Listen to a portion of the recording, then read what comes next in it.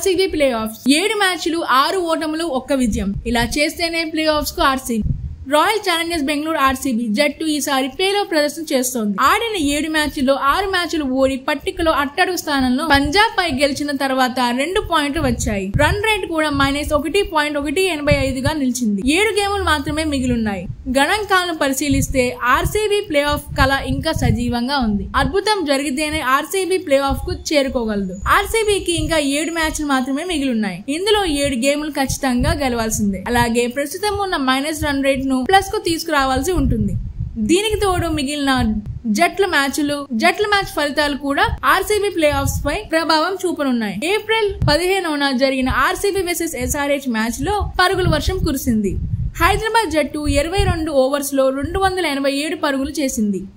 దీంతో వెనుదిరిగిన ఆర్సీబీ జట్టు 262 పరుగులు మాత్రమే చేయగలిగింది. దీంతో 25 పరుగుల తేడాతో ఓటమి పాలైంది. ప్రస్తుత పరిస్థితుల్లో ఆర్సీబీ ప్లే ఆఫ్ కళ అంత ఈజీ కాదు.